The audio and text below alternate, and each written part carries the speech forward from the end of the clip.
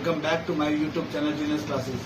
और मैं आप सभी का स्वागत करता हूं चैनल पर। और बच्चों, आज मैं एक नया टॉपिक लेकर आया हूं आपके लिए, जिसका नाम है admission of a new partner. ठीक है, अब तक हमने थ्योरी पार्ट और बेसिक इंपोर्टेंट थे वो सब कुछ क्लियर किया आप लोगों के लिए। ठीक है, और क्लास हम धीरे धीरे ले ही रहे हैं।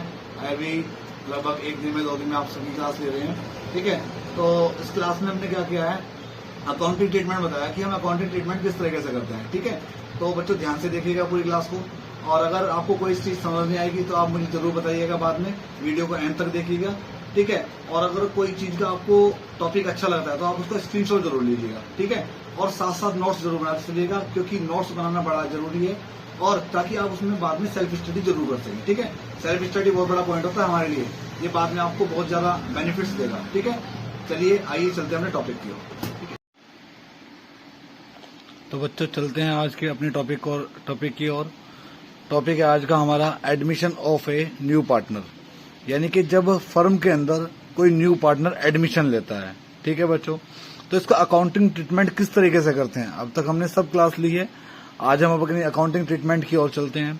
जैसे कि जब भी कोई पार्टनर फर्म के अंदर आता है तो बच्चों देखो, आपको पता होना चाहिए, तो फर्म के अंदर बहुत सारे बदलाव होते हैं, क्योंकि ओल्ड पार्टनर जो है उन्होंने बहुत सारे काम किए होते हैं।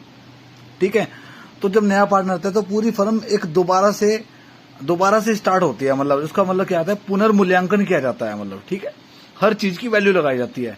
लेकिन क्या होता है, जब पार्टनर आता है तो बेटा कुछ ना कुछ ऐसे थोड़ी एडमिशन रहेगा किसी पार्टनर का, किसी ना किसी बेस पे होता है, या तो उसकी गुडविल के बेस पे, या उसकी कैपिटल के बेस पे, या उसकी मार्केट की रेपुटेशन के बेस पे, या उसके काम के बेस पे, किसी ना किसी बेस पे उसका एडमिशन होता है फर्म के अंदर।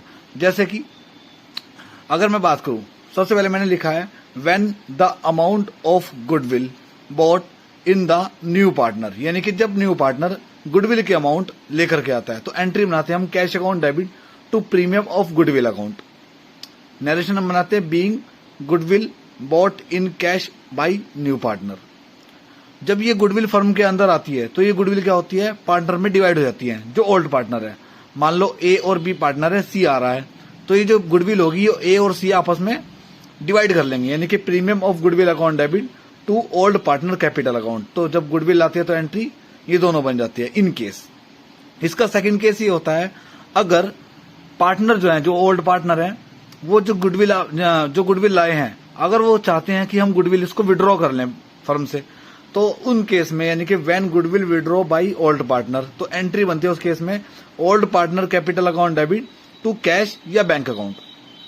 क्लियर है बच्चों, तो ये हो गया केस। ठीक है, उसके बाद थर्ड केस, अगर when goodwill already appear in the books and new partner bring his share of goodwill in cash.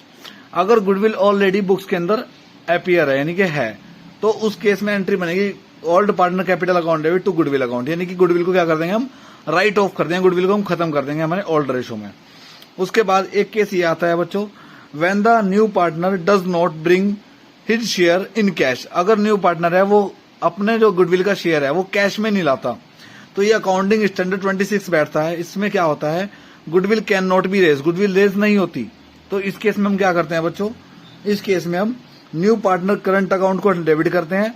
ठीक है, और जो जो ओल्ड पार्टनर है उनको क्या करते हैं, क्रेडिट कर देते हैं, यानी कि उस केस में एंट्री बनाते हैं हम ये new partner capital account, new partner current account debit to old partner capital account. ठीक है, यानी कि ये हमारे गुडविल का ट्रीटमेंट हुआ बच्चों, जितना मैंने आपको बताया इन केस में। ठीक है, अच्छा इसमें एक चीज हो रहा है, वो छूट गया लिखना, मैं आपको बता दूं, क्योंकि जब न्यू पार्टनर आता है तो वो कैपिटल भी लेके आता है, तो हम कैपिटल को यही शो कर देते हैं, यानी कि cash account debit to goodwill account और टू जो न्यू पार्टनर होगा, यानी कि सी कैपिटल अकाउंट, अगर सी पार्टनर है, ठीक है, उसका नाम।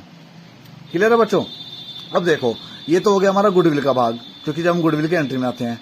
अब हम क्या करते हैं, इन केस में जब पार्टनर्स आता है तो बच्चों जो हमारी एसेट्स होती है ना रखी हुई फर्म के अंदर, जैसे वो फर्नीचर हो गया, कोई बिल्डिंग होगी, कोई लैंड होगी, है ना, कोई डेटर्स होंगे, हम क्या करेंगे, उनको रिवैल्यू करेंगे, चाहे वो हमारे एसेट्स हो और चाहे वो हमारी लाइबिलिटीज हो। देखो जैसे कि ये लिखा हुआ है revaluation of assets and liabilities, यानी क्या करेंगे हम इनका पुनर्मूल्यांकन करेंगे, उनकी वैल्यू लगाएंगे दोबारा से। जैसे कि इसने दिया बेटा, इफ एसेट्स वैल्यू डिक्रीज, अगर इस केस में एसेट्स की जो वैल्यू है वो डिक्रीज हो जाती है, कोई वैल्यू है उसकी घट गई। ठीक है, जैसे मशीन ली थी, उसकी वैल्यू ऑब्वियसली बात है घटनी है, बढ़नी तो है नहीं, केवल लैंड ही एक एसेट्स होती है जिसकी वैल्यू बढ़ती है। तो उस केस में हम एंट्री में आते हैं बेटा revaluation account debit to assets account. ठीक है बच्चों, नेक्स्ट हम बना देंगे हम बीइंग एसेट्स वैल्यू डिक्रीज। उसके बाद इफ एसेट्स वैल्यू इंक्रीज, अगर एसेट्स की वैल्यू इंक्रीज होती है तो उस केस में हम एंट्री बनाएंगे assets account debit to revaluation, यानी कि एसेट्स को हम क्या कर देंगे बेटा, डेबिट कर देंगे। उसके बाद अगर लायबिलिटीज की वैल्यू डिक्रीज होती है तो liabilities account debit to revaluation account. और अगर लायबिलिटीज की वैल्यू इंक्रीज होती है तो उस केस में एंट्री बनेगी बेटा revaluation account debit to liabilities account. ये 4 केस होते हैं बेटा रिवैल्यूएशन के। ठीक है, assets decrease, assets increase, liabilities decrease और लायबिलिटीज इंक्रीज। इन चारों केसों के बाद क्या आता है, प्रॉफिट हो जाता है या लॉस होता है हमारे रिवैल्यूएशन अकाउंट पे। अगर बैलेंस डेबिट बचा तो प्रॉफिट है, बैलेंस क्रेडिट बचा तो क्या है, हमारे लॉस है। तो उस केस में भी एंट्री बनाते हैं बेटा when revaluation account show profit. अगर हमें रिवैल्यूएशन अकाउंट प्रॉफिट शो करता है तो एंट्री बनाएंगे उस केस में हम revaluation account debit to old partners capital account. ठीक है बच्चों, और अगर वो लॉस शो करता है तो एंट्री बनाएंगे old partner capital account debit to revaluation account, यानी कि वो पार्टनर क्या कर देंगे, लॉस और प्रॉफिट क्या करते हैं आपस में शेयर कर लेते हैं। ये हुआ बेटा रिवैल्यूएशन का। और एक केस ये बनता है बच्चों, अगर फर्म के अंदर ऑलरेडी बैलेंस शीट के अंदर कोई, जैसे कि लिखा हुआ है इफ कोई रिजर्व रखा हुआ है, कोई एक्यूमुलेटेड प्रॉफिट रखा हुआ है, कोई फंड रखा हुआ है बना हुआ, ठीक है, तो उस केस में बच्चों हम क्या करते हैं, उस प्रॉफिट को, क्योंकि देखो मान लो ए और बी फर्म के अंदर पार्टनर है बच्चों, सी आ रहा है भाई, फर्म के अंदर ए और बी ने इकट्ठा किया हुआ है रिजर्व, तो है ना, जब हम सी को कैसे शेयर कर देंगे बच्चों, तो वो क्या करते हैं उस रिजर्व को आपस में डिवाइड कर लेते हैं। जैसे कि लिखा हुआ है general reserve account debit to reserve fund account debit, profit and loss account debit to old partners capital account. ठीक है बच्चों, और अगर कोई लॉस हो एक्यूमुलेटेड, जैसे यहाँ तो प्रॉफिट था, प्रॉफिट डेबिट कर दिया। अगर हमें कोई एक्यूमुलेटेड लॉस डिस्ट्रीब्यूट करना हो, और ध्यान रखना बच्चों जो बैलेंस शीट होती है, बैलेंस शीट देखो एक चीज दिखाता हूँ आपको, ये बैलेंस शीट होती है बच्चों, ये देखो मैं यहाँ पे एक रफली दिखा देता हूँ बच्चों आपको, ये बैलेंस शीट होती है, ये आपका लायबिलिटीज, ये आपके अमाउंट, ये आपकी एसेट्स और ये आपकी अमाउंट। ठीक है बच्चों, तो इसमें क्या होता है, आपको इधर लायबिलिटीज की बनोगी, जैसे कि आपके कैपिटल, ठीक है, आपके क्रेडिटर, ठीक है बच्चों, आपका बीपी, ठीक है, तो ये चीज हमें गिवन होती है। और इधर हमें क्या होता है, जैसे कि हमारी फिक्स एसेट्स होगी जो भी हमारी होगी, है ना, और जैसे कि डेटर्स हो गए हमारे, ठीक है। और बच्चों मान लो इधर गिवन है प्रॉफिट एंड लॉस, तो इधर जो गिवन है ना उसको लॉस मानते हैं बच्चों। तो इसको हम कैसे डिवाइड करेंगे, बच्चों, इसमें हम क्या कर देते हैं, ये कर देते हैं, इसमें हम ये old partners capital account debit to profit and loss account. बच्चों क्लियर हुआ बच्चों, आपको अच्छे से क्लियर हो गया। और अगर कोई जैसे if surplus of specific reserve given है तो उसको भी हम डिवाइड कर देते हैं, डिस्ट्रीब्यूट कर देते हैं, workman compensation reserve account debit to investment fluctuation reserve account debit, ये भी हमारा रिजर्व ही होता है, to old partners capital account. तो हम बच्चों इस तरीके से हम अकाउंटिंग ट्रीटमेंट करते हैं बच्चों। ठीक है, आपको अच्छी लगा होगा, टॉपिक अच्छा समझ में आया होगा बच्चों।